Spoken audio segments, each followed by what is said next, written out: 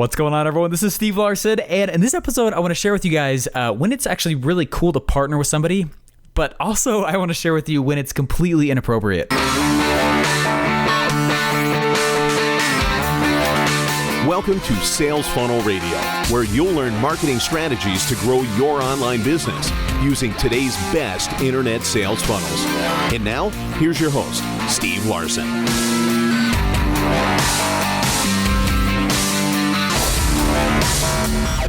All right, now when I first got started in this business, I started getting a little bit of traction. I was studying a lot of traffic strategies, and I didn't know it at the time, but I literally was taking this piece of paper in the middle of my internet marketing class, and I was drawing out a funnel, a sales funnel, and I was drawing from a squeeze page to like a thank you page over to like an affiliate offer, and there was an email sequence, and I was learning how to put all this stuff together. I had no idea that I was drawing what is now commonly known as a sales funnel, and it was super cool. And it was all these really cool things that I was drawing, this really detailed little map of how this was going to be all working out. And I walked up to my internet marketing professor. This was about 2.5, no, this is way longer than that. This is probably 3.5 years ago now, 4 years ago. And I walked up to him and I said, hey, you know what? Hey, great class. I never want to come back. And he's like, what? And I said, look, it's like day 2 and you just asked me what SEO stands for. Like, I've been studying this stuff way longer than you probably have been. And I didn't say that part. But I was like, look, I don't want to come back.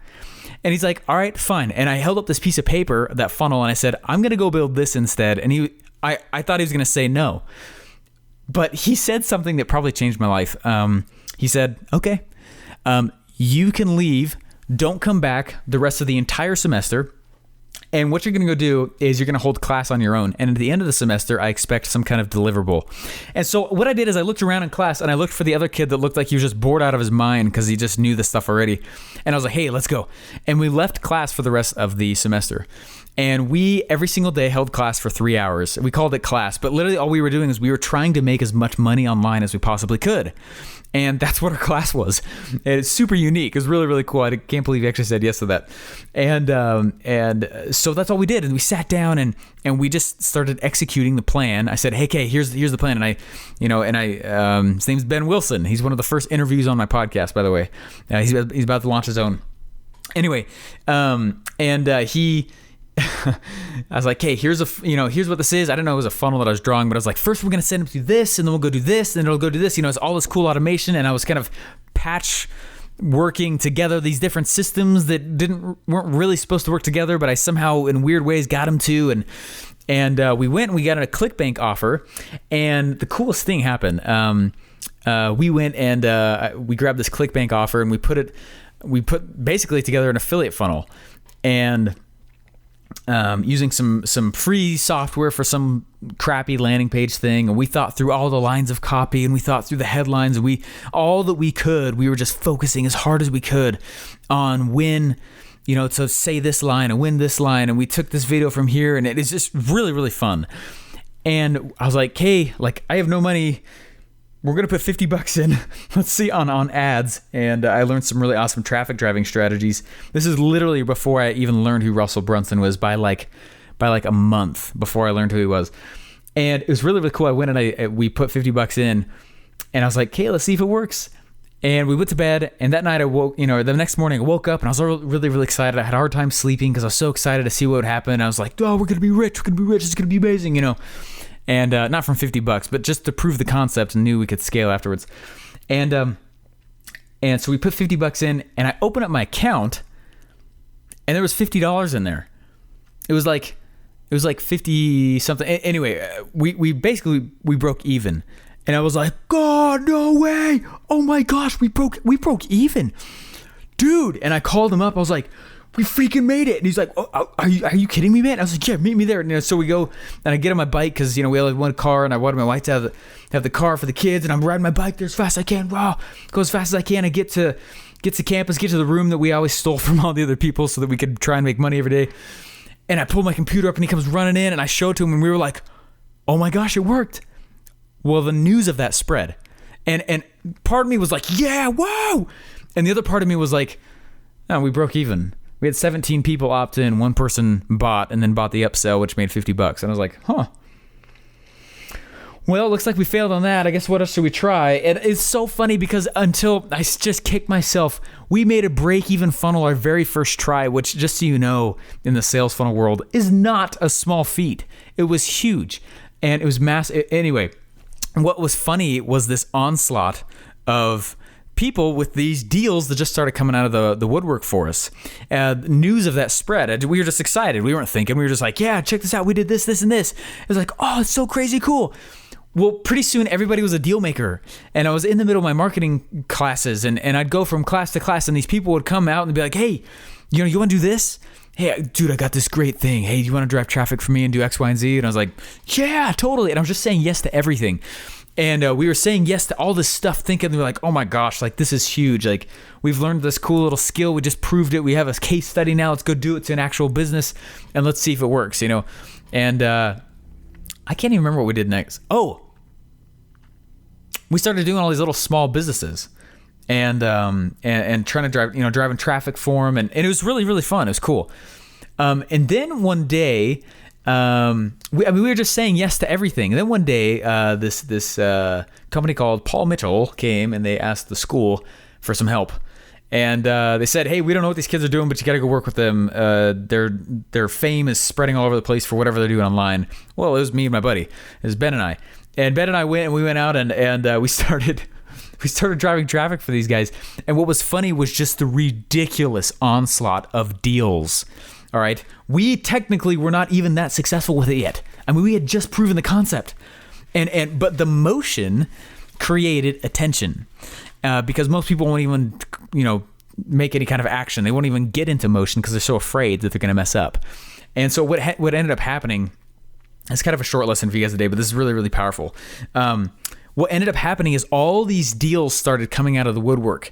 I can't even believe it. We were talking to tons of people. We had 15 businesses on a waiting list to drive traffic for. 15 is nuts. We had an investor wanting to help us create a platform where we could do our system that it was kind of, some of it was ours, some of it was proprietary, some of it was from other people, some of it was, we had an investor who was willing to place a lot of money, hundreds of thousands of dollars into putting together this little system. And we were like, holy crap, what did we make? Why is this happening so much? And I remember sitting back and thinking dude, we are just gonna be rich. Oh my gosh. And I remember getting really, really excited about it.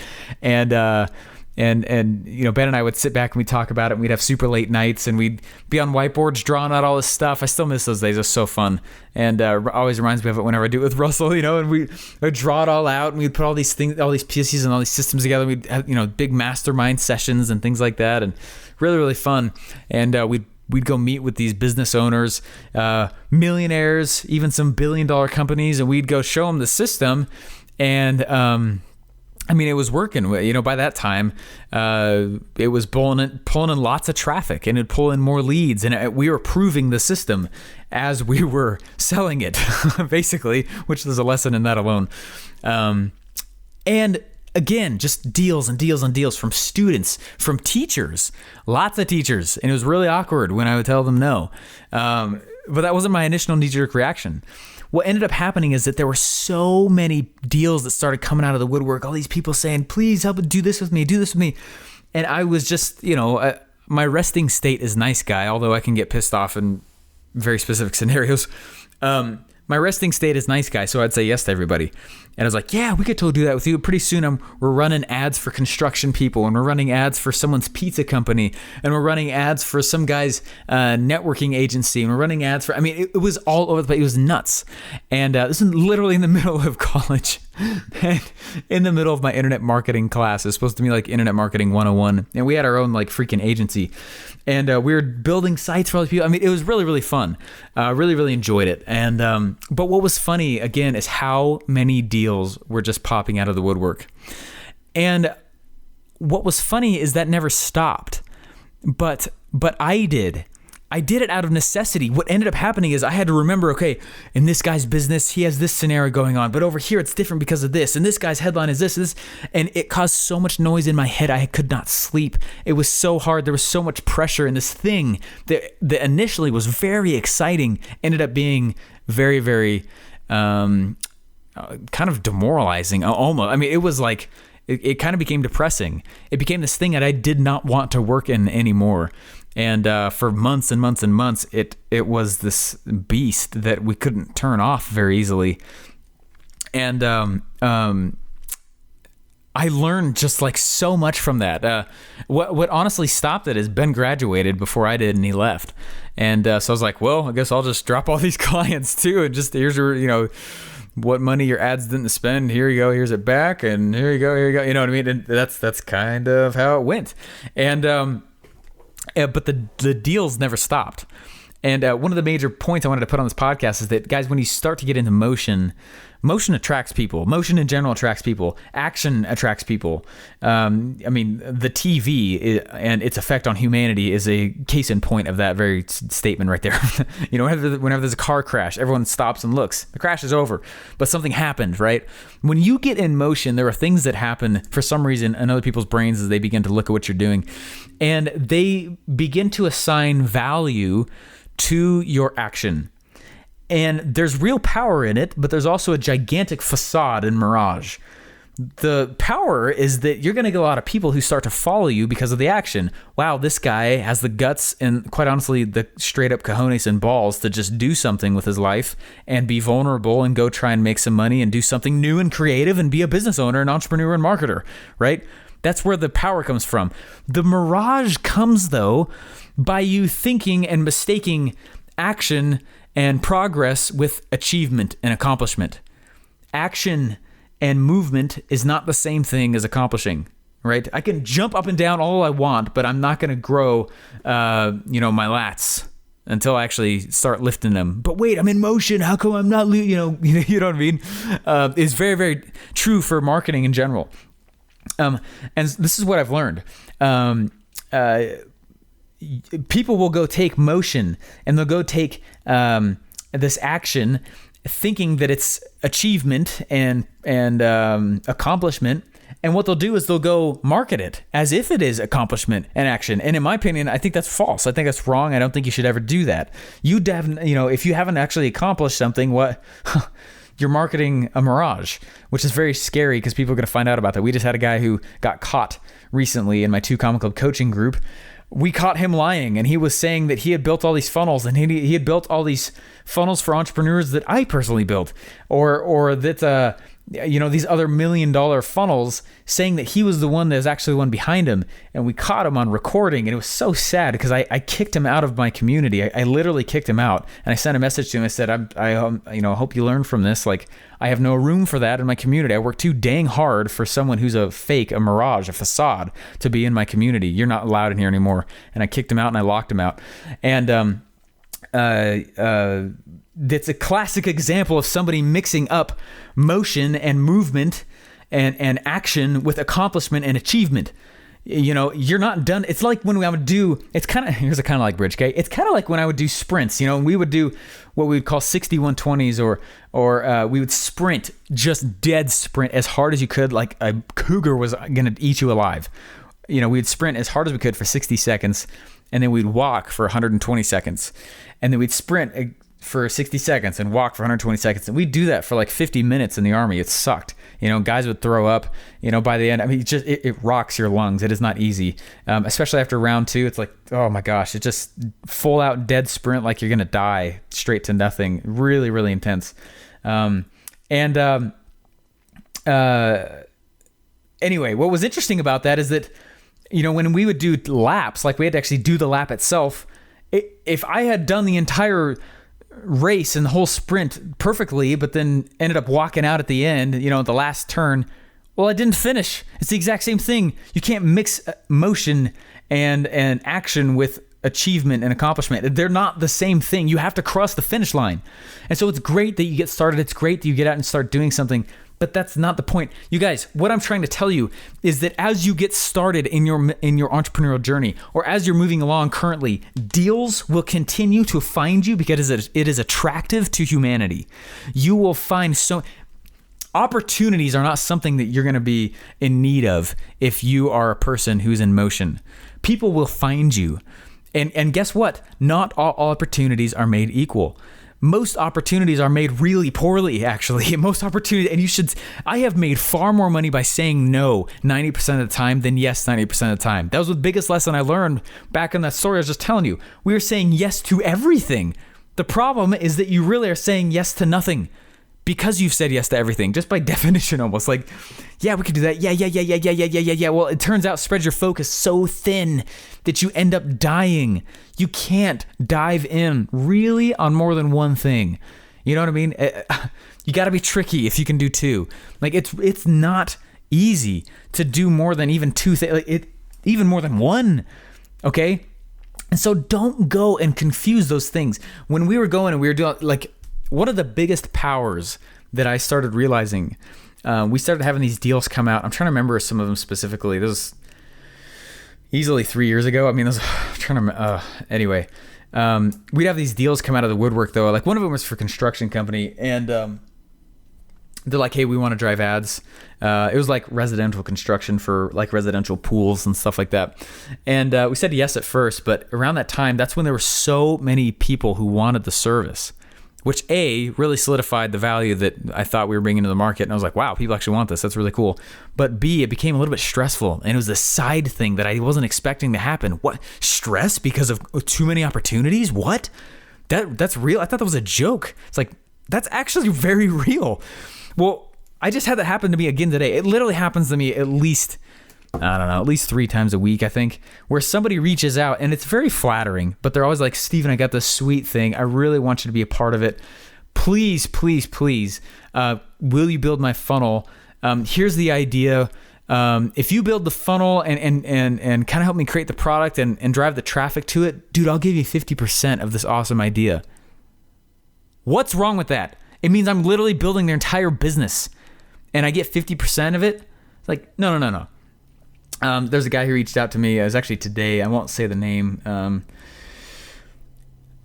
Anyway, he was trying to pitch me on this idea, and I was like, hey, no, like my full-time and attention is working with ClickFunnels, and as Russell Brunson's funnel building assistant, you know, is really, really awesome. I really love what I do. I was happy to do an interview or something, but I've had more success by saying no to the bountiful opportunities than saying yes. Most of the time when someone wants to partner with me, I could have just done the idea on my own. Not trying to be rude here, but I'm just saying, sounds like you want to pay me to build you a funnel, not partner with you. And then he jumped over and he said, well, hey, I've made $8,000 a month. Hey, I've made $8,000 this month. Is that not proof enough? I said, hey, he said, if it's not mainstream, anyways, he said, I need a marketing partner, not a funnel builder. Okay, first of all, y'all know my position on entrepreneurs. Entrepreneurs are marketers. If you're not, you really need to get in behind the marketing wheel. All right. You already have lost control of your business if you're the entrepreneur and you're not also the marketer. Anyway, that always drives me just bat crazy. Anyway, but I said, hey, brother, there's more opportunity that I can handle. My focus is here and on my own projects. I appreciate the reach out. And I was just trying to like nicely back him off. He said, all right, buddy, at least I tried to get you on board. You know, he kept saying all this stuff, saying, hey, this is super trendy right now, but I'm going to adapt. And he was trying to guilt me into saying yes and to get into the say. I cannot tell you how many times this happens to me. And you're going to get it too if you're not already getting it now. Opportunities are going to come out of the woodwork and they are not all good. Okay. And I said, hey, what I'm saying is this, meaning you need to come at me with more than just an idea. You need to already have brought it to life, know how it sells before you partner or hire. The entrepreneur is the marketer. And he went through and just all this other stuff. And I was like, hey man, I'm already partnered with Russell in the 2 Comma Club coaching program. I'm not really for a hire right now, but either way. Anyway, what was just making me totally go nuts and actually get really frustrated was the fact that this guy had not put 2 and 2 together, that just having an idea is not value. You guys, you buy your customer somehow. You either buy them with your time or you buy them with your money. I prefer to do it with money, you know, or some kind of value. It's the exact same thing when you guys go partner and you go hire. You only hire when it hurts. You bootstrap that crap. You don't go get VC money. You figure out how to sell it on your own. And you will have a way better, more sustainable business because of it. It's the same thing when you go partner with somebody. You don't partner with somebody for the sake of getting a partner. It's like getting a board. You don't go put a board together for the sake of having a board. It's the dumbest thing on the planet. Don't go just get a board because it's the MBA crap to do. That's not how bootstrapping business, that's not how having your own business works. You don't just go get people in the business and try to pay them money for the sake of it. You know what I mean? That's like me paying you allowance for crap you didn't do. That's like me paying allowance, period. I don't pay my kids allowance. I don't plan on it. They're going to work. You know what I mean? Anyway, I get really fired up about this topic because deals will come to you and they are not all good. When you want to go partner with somebody, you do the exact same thing that Russell teaches in his books, which is the Dream 100 concept. You go provide value. I remember there's a guy who came out to me once and he was like, he reached out and, you know, I get about at least 100 messages a week just on Facebook alone, let alone the billions of other platforms that are out there. And it stresses me out. And anytime I go and I try and hook up with somebody else who's also, you know, kind of farther along the path and I want to do some kind of JV thing with them, I don't just reach out straight to them unless I know that they know who I am and that there could be value and it could be awesome. You know what I mean? But usually I don't just reach straight out to somebody. I try and I essentially date them. And that's what this guy did to me too. It's so cool. What he did is he went out and, you know, when I was creating the Sales Funnel Broker website inside of ClickFunnels, I was like, well, I still want the SEO capabilities that WordPress brings. And so what I did is I hired this coder and basically she created this custom WordPress theme that synced up with my ClickFunnels website. So it looked like you were on the same website, even though you're really on a blog page just for one of the pages. It was really cool, super awesome. And I was like, hey, this would be super cool if I sell this. I was just going to use it for myself, but it's awesome. Well, I started selling it and it's awesome. And it's this cool little upsell. And I can't believe the amount of money that's brought in. And totally, you know, it's a byproduct. And like the book Rework says, I'm selling my byproducts and it's awesome. Well, one day this guy reaches out to me and he's like, hey, I bought your thing. Notice he didn't even ask for it for free. He's like, hey, I bought your thing. Your WordPress, your custom WordPress theme. And he's like, it's totally awesome. And he's like, but by the way, I've got all these coders and they're sitting on the side. And I just thought it'd be kind of cool. I saw a few holes inside of your WordPress theme. I thought it could be even cooler. And I thought you'd maybe want a startup guide. He's like, so what I did is I bought your WordPress theme. I handed over my coders. And for the last while, they went in and I paid for my coders to go make your thing even cooler. Here you go, it's yours. And by the way, here's a video startup guide so that these people don't stop bothering you with questions on how to hook it up. And I was like, who are you? Oh my gosh, you're the man. Are you serious? Yeah. Whoa. Right. He provided value to me first. And I had no idea that later on he wanted to ask me all he wanted was an interview. And, I might have just said yes to the interview anyways, but now I know anytime he comes out and he asks me anything, I'm going to say, hey, what's up? And I'm going to respond to him. He provided such deep value to me and my community. Why would I not give, time of the day for him?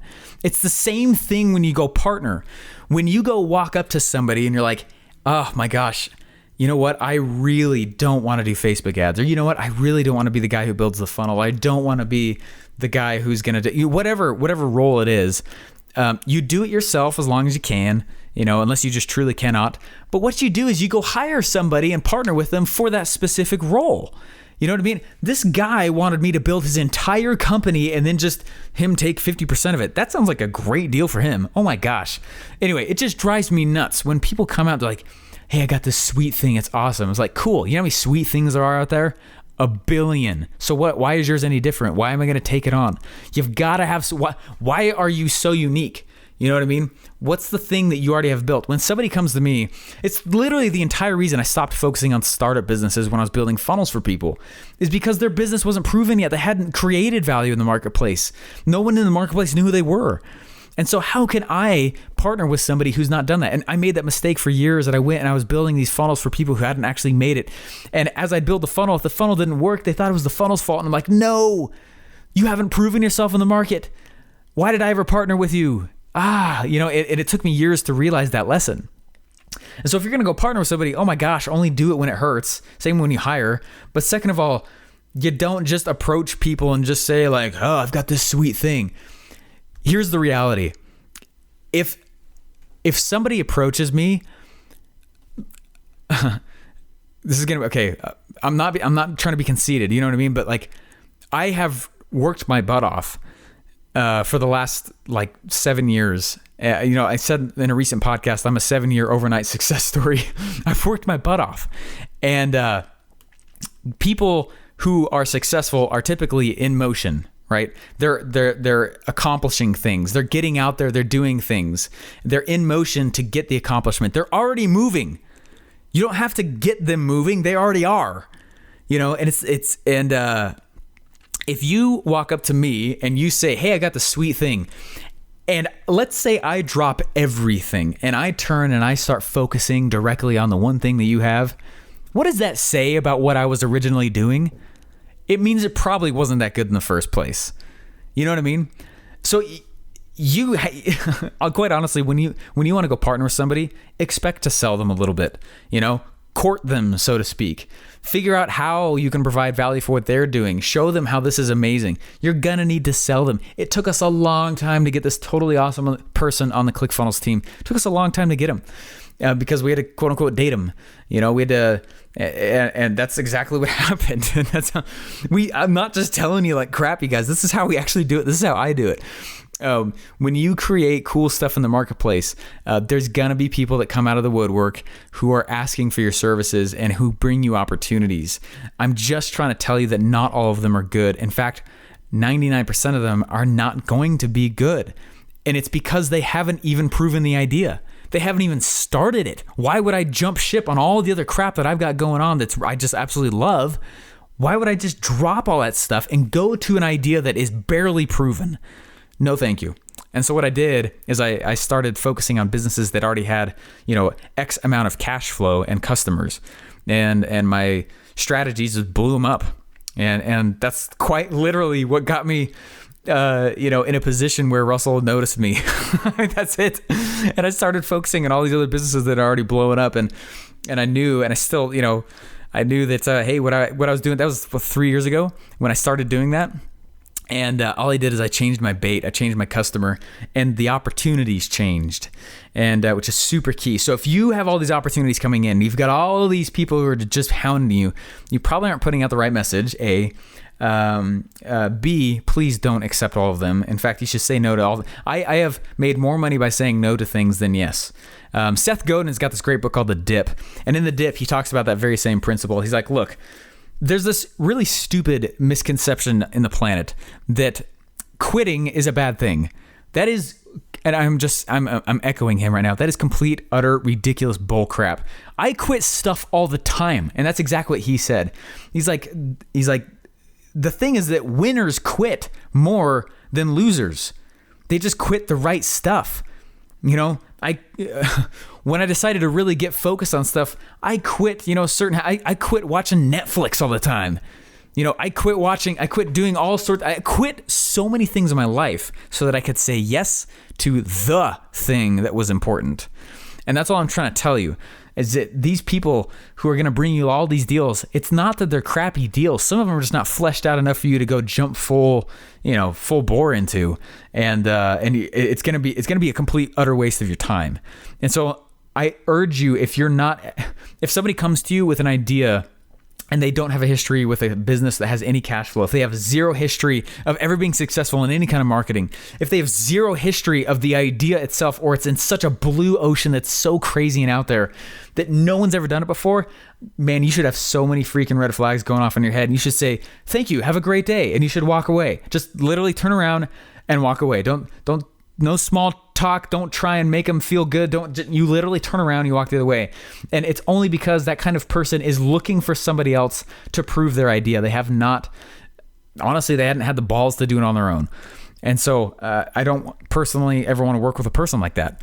And it's the reason I don't. And so, this person who reached out to me, they're like, I got this great thing. It's cool. Yeah, he already had cash flow. He was already doing cool stuff with it. I don't even know who he is. And his first thing he comes out to me with is, hey, blah, blah, blah, blah, blah, blah, blah. That makes me feel like he's a door-to-door salesman, and I don't, those deals come around so many times every week.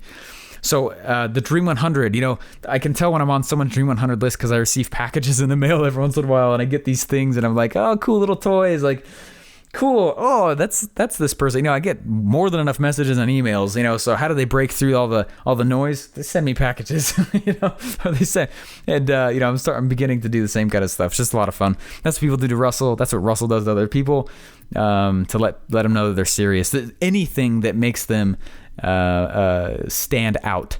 And guys, it's kind of like on Shark Tank. Have you ever seen this? I'm sure you've seen this show, Shark Tank.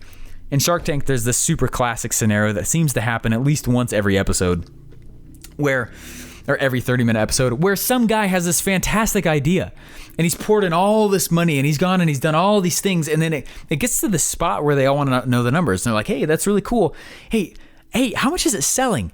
And they're like, oh, it actually hasn't started selling yet. It's like, oh, dead already. It doesn't matter if you had the idea to cure cancer.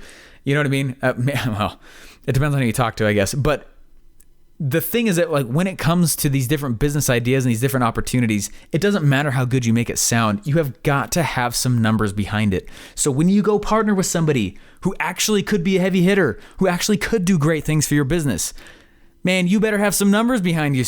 Know your numbers. And get to know your own weaknesses. You know what? I've done this and I've tried this. We sold 2 or 3 this way, but it didn't work that well. I mean, go door to door if you freaking have to. You've got to get results, or nobody who actually could help you is even going to look or blink an eye at you because you haven't proven it. And so, anyway, that's enough on that. But I just wanted you to know that, you guys, more money is made by you saying no than yes. Just get focused.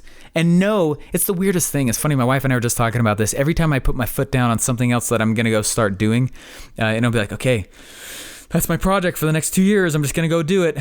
Every single time I do that, I always get this onslaught of deals. It's almost like the world subconsciously is trying to test me. Are you sure that you're committed to that? Are you sure that you want that really bad? It's the weirdest thing that happened. It happens every single time. It just happened again. So I was like, cool, I'm going to go do that thing. And, wrote out all the plan. I put all the stuff together, and I was like, cool, wow, I could totally do that. It's actually not going to take that long, and I think it could provide some insane value in the market. It literally is the exact same thing. Just deal after deal after deal every day for the last several weeks has just been hitting me. And I'm like, no, just go away. Stop distracting me. It's the biggest killer of me finishing, of you too, anything. Anyway, guys, hey, thanks so much. Remember to stay focused and go prove your idea. It's very, very fun. It's very exciting. And if you have the nuts enough to just go do it, you're already going to set yourself apart from so many people who are not willing. All right, guys, talk to you later. Bye. Thanks for listening to Sales Funnel Radio. Please remember to subscribe and leave feedback. Want to get one of today's best internet sales funnel for free? Go to salesfunnelbroker.com/free funnels to download your pre-built sales funnel today.